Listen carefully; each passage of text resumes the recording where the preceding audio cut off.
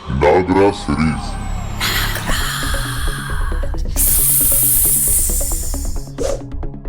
प्रलयंकारी नागराज। अंत में नागराज एक टेलीविजन हंटर के गले में डालकर भाग जाता है और जब हंटर ने टेलीविजन सर से निकाला, कहा गया कायर। नागराज को गायब देख वह होटल से बाहर निकल गया। बाहर आकर हंटर ने ऊपर देखा, नागराज रेंगता हुआ होटल की छत की ओर जा रहा था।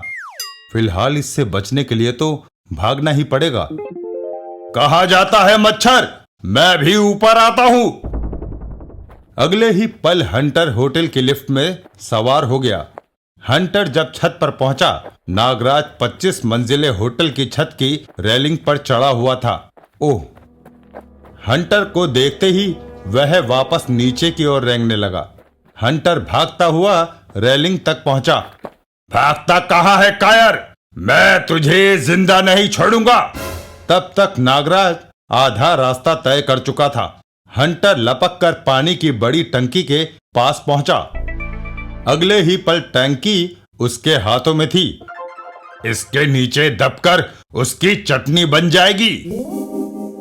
नागराज जब नीचे पहुंचा, उसे दीवार पर रेंगता देख वहां भीड़ लग गई थी।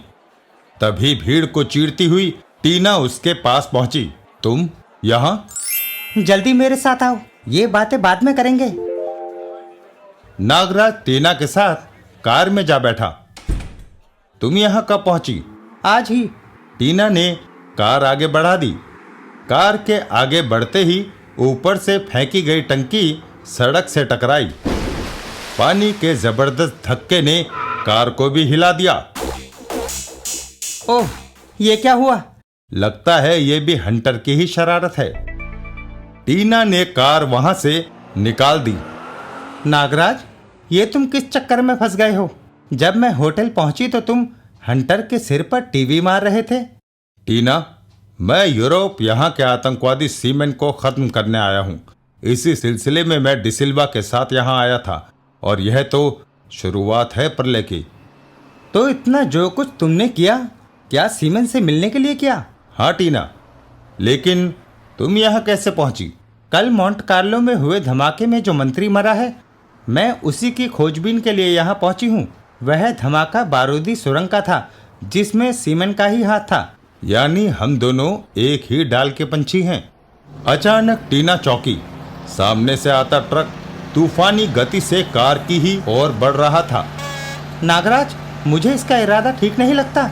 हाँ टीना, लेकिन ट्रक कार को टक्कर मारकर ही आगे निकला और कार खाई में गिरती चली गई और एक पेड़ से टकराकर रुक गई। नागराज और टीना बेहोश हो चुके थे। तभी वातावरण हेलीकॉप्टर की आवाज से गूंज उठा। आसमान पर मंडराता हेलीकॉप्टर कार के ऊपर स्थिर हो गया। फिर उसमें लटका शिकंजा नीचे आने लगा और कार की छत पर जम गया। फिर शिकंजा कार समेत ऊपर उठने लगा।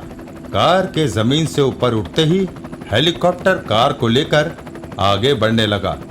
कुछ देर बाद हेलीकॉप्टर समुद्र के ऊपर मंडरा रहा था। गहरे समुद्र के ऊपर पहुंचकर शिकंजा खुला और कार समुद्र में जा गिरी।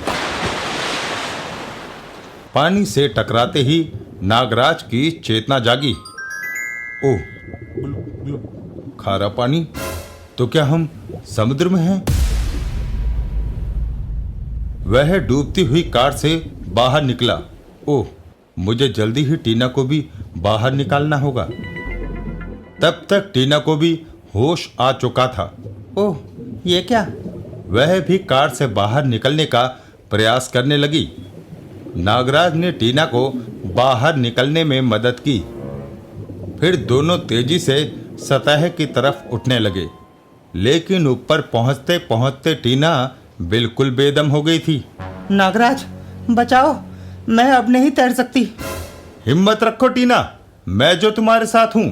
नागराज ने टीना को संभाला और अथाह समुद्र में अज्ञात दिशा की ओर तैरने लगा। कई घंटे तैरने के बाद दूर एक जहाज नजर आया। आहा, इस जहाज पर जरूर हमें मदद मिलेगी। नागराज, क्या हम बच पाएंगे? कुछ ही घंटों की तैराकी के बाद नागराज जहाज तक पहुंचने में सफल हो गया। उसने नागरस्सी छोड़ी और टीना के साथ ऊपर उठने लगा। ओह नागराज, तुम महान हो। दोनों सीढ़ियां चढ़ने लगे और बारी बारी से डेक पर उतर गए। नागराज, यहाँ तो कोई भी दिखाई नहीं दे रहा। इसमें भी जरूर कोई भेद है।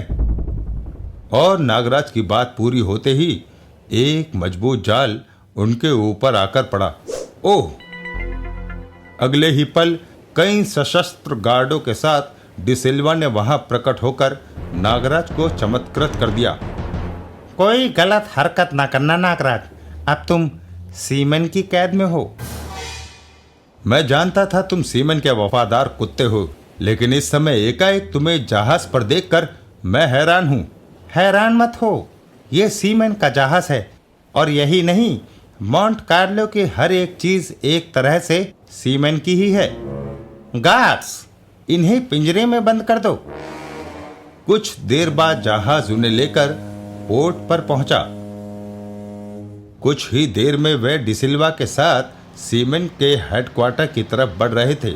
नागराज, तुम्हारी ख्वाहिश पूरी होने जा रही है। हाँ टीना, इसलिए मैं शांत बैठा हूं। कुछ ही घंटों के सफर के बाद वे सीमन के सामने थे। निश्चय ही तुम बहादुर हो नागराज। हमने तुम्हें उड़ते प्लेन से नीचे फेंकवाया, तुम बच गए।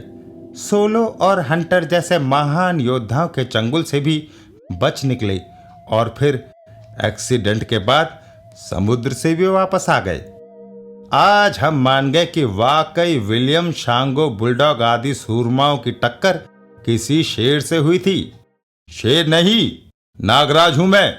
मेरे आगे कोई भी समाज का दुश्मन मच्छर की हैसियत रखता है। तुम भी। बहुत बोलते हो तुम। मैं 5 तारीख को इंडिया जा रहा हूं। वहां प्रोफेसर नागमणि से भी मिलूंगा, तुम्हारे मस्तिष्क को दोबारा कैद करवाने के लिए।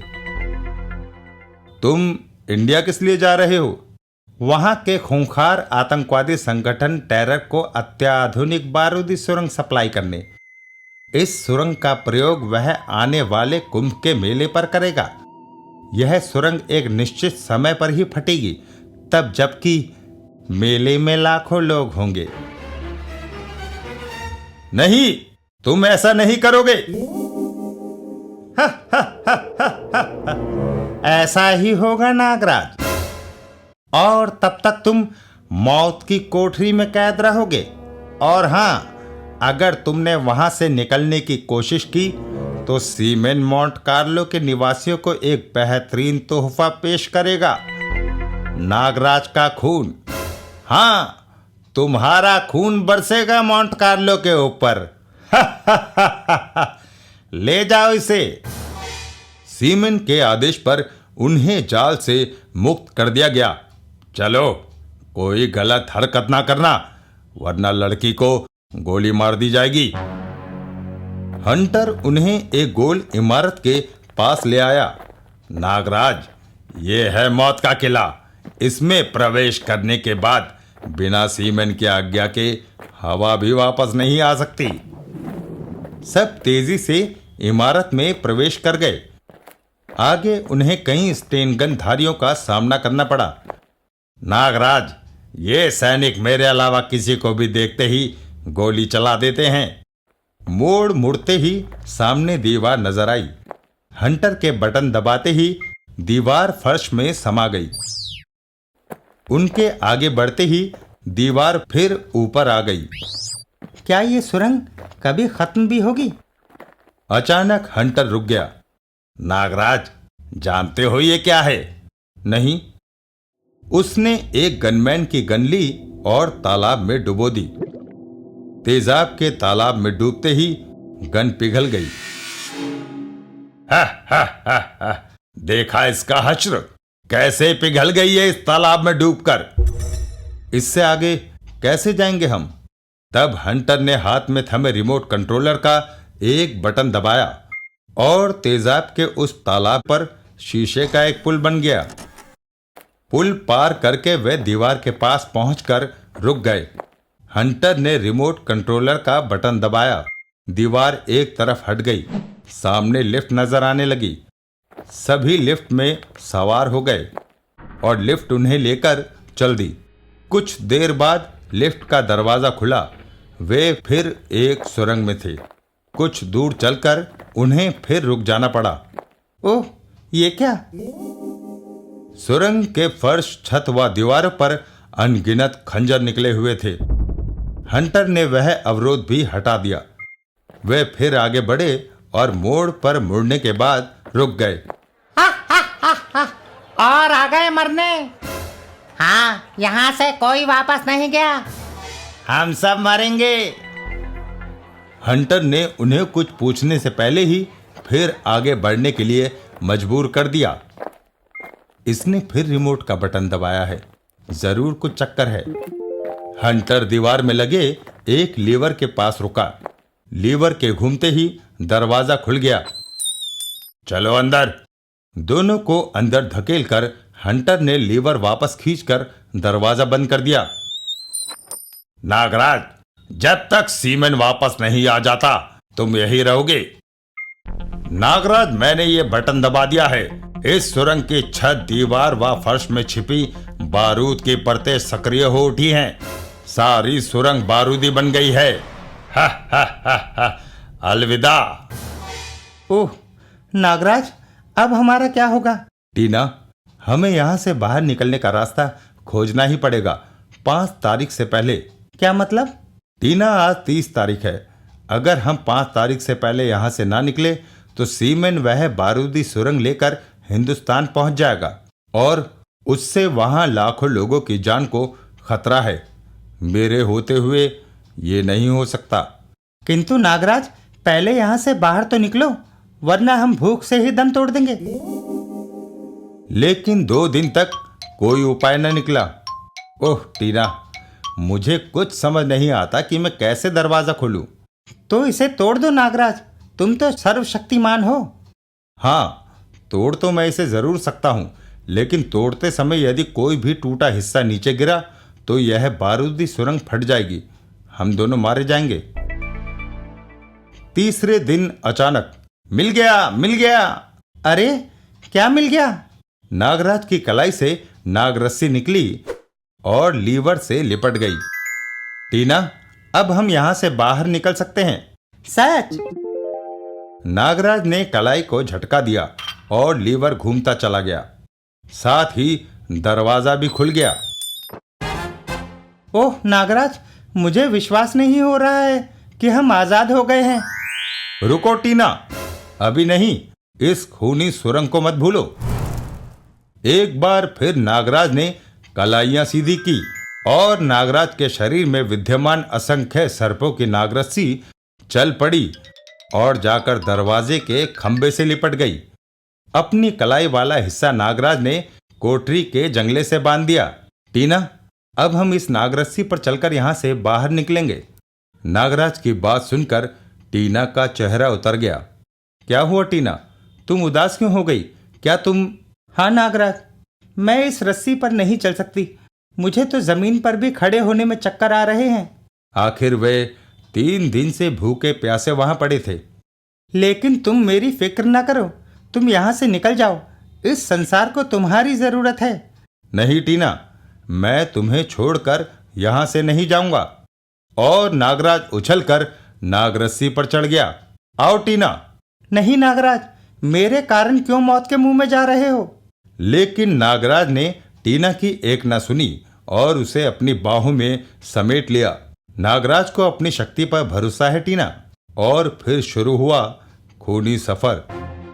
टीना को बाहों में उठाए, नजरें नागरस्सी पर जमाए, बड़ी सावधानी से उसने पूरा रास्ता तय किया।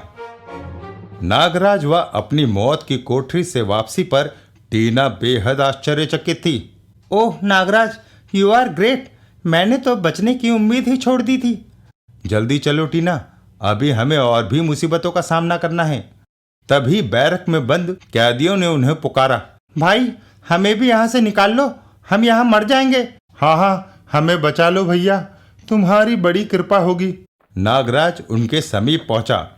आप लोग यहाँ क्यों कैद हैं? हम सब सीमेंट के विरोधी वैज्ञानिक हैं। हमने उसके लिए बारूदी सुरंगों के निर्माण के लिए इनकार कर दिया। फलस्वरूप उसने हमें यहाँ डाल दिया। कुछ तो भूख से तड़प कर मर गए, कुछ डर कर सीमेंट से समझौता कर बैठे। अब हम तड़प कर दम तोड़ देंगे। नहीं, नागराज तुम्हें ना टूटने देगा ना मरने देगा।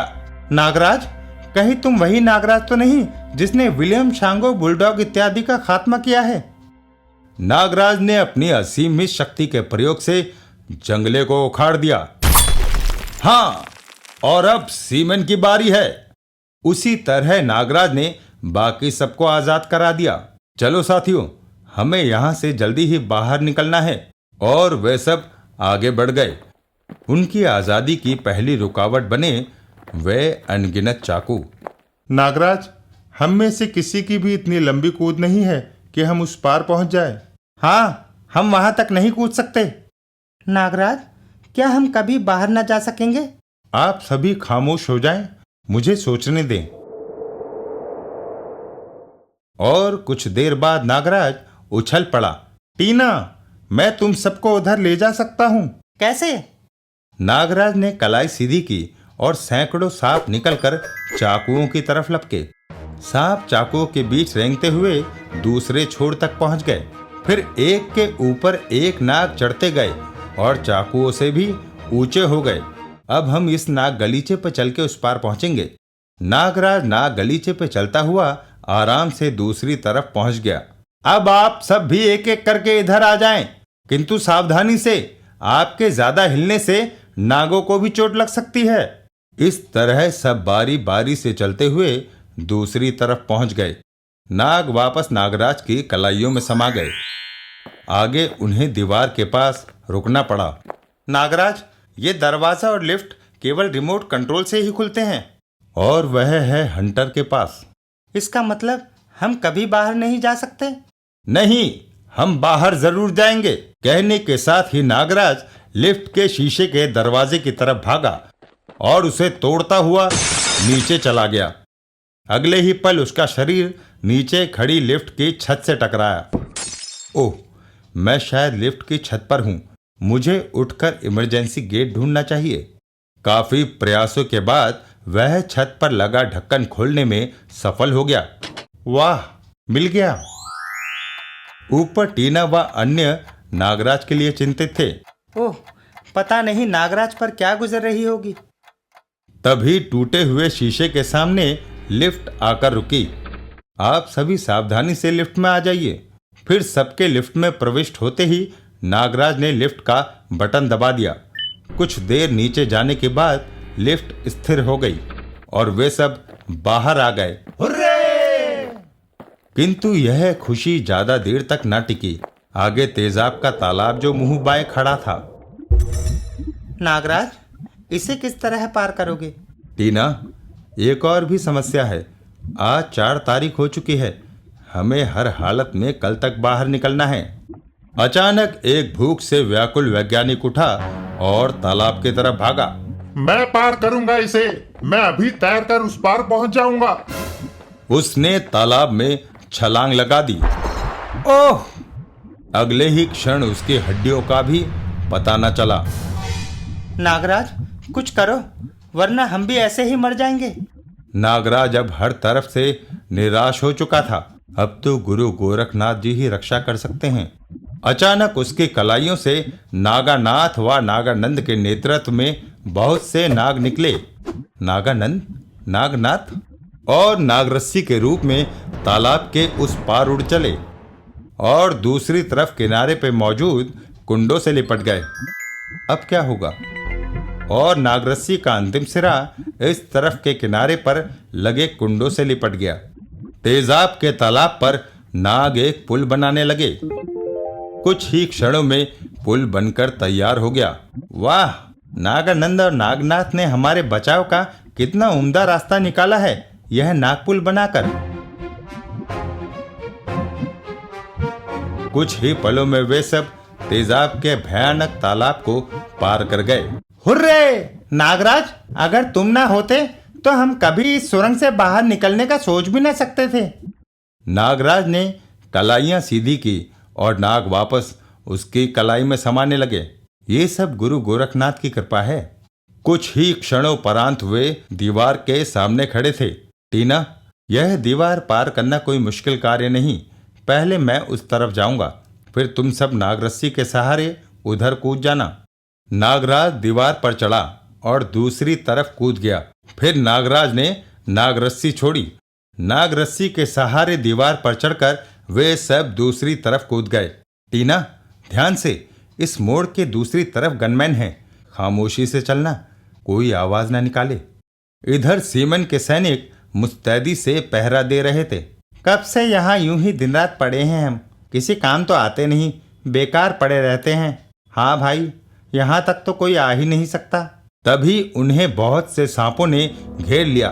सांप, सांप! और कुछ देर बाद, ओह, ये तो सब मर गए।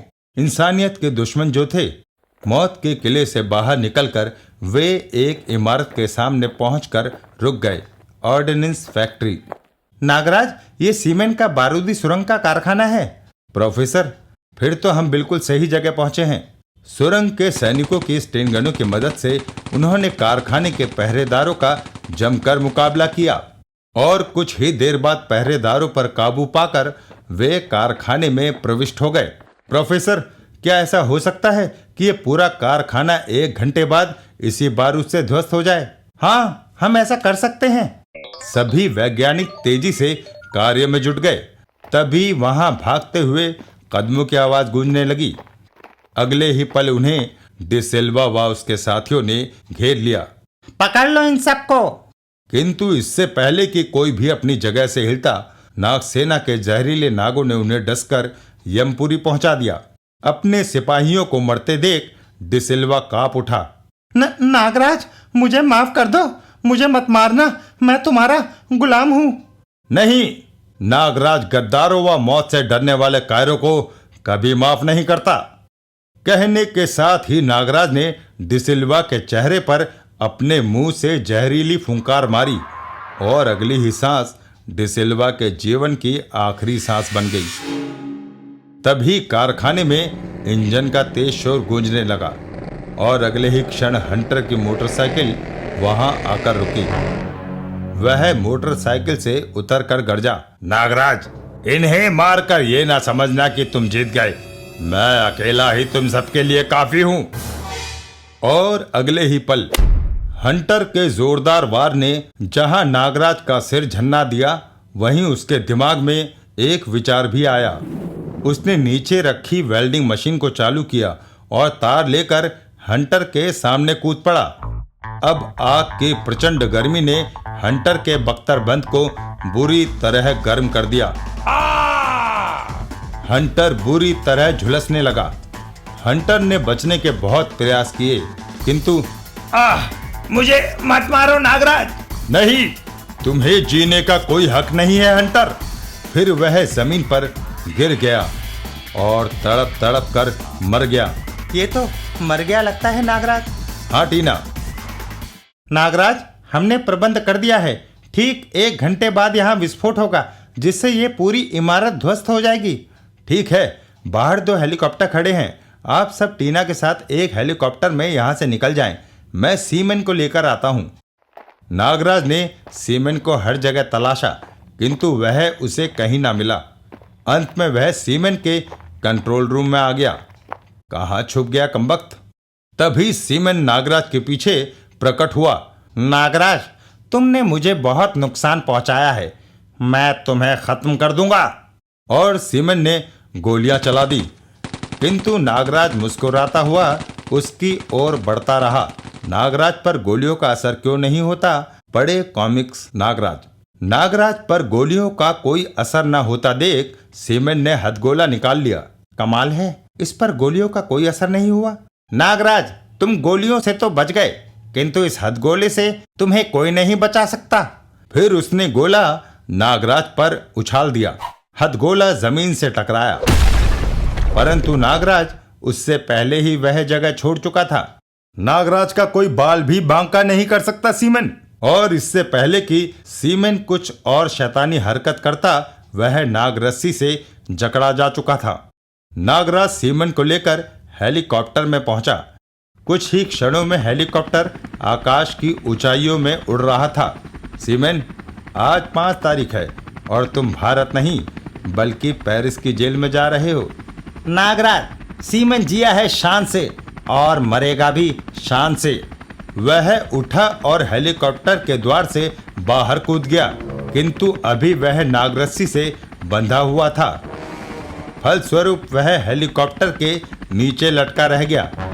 तभी उसका शरीर एक कारखाने की ऊंची चिमनी से टकराया। उसके शरीर के चीथड़े उड़ गए।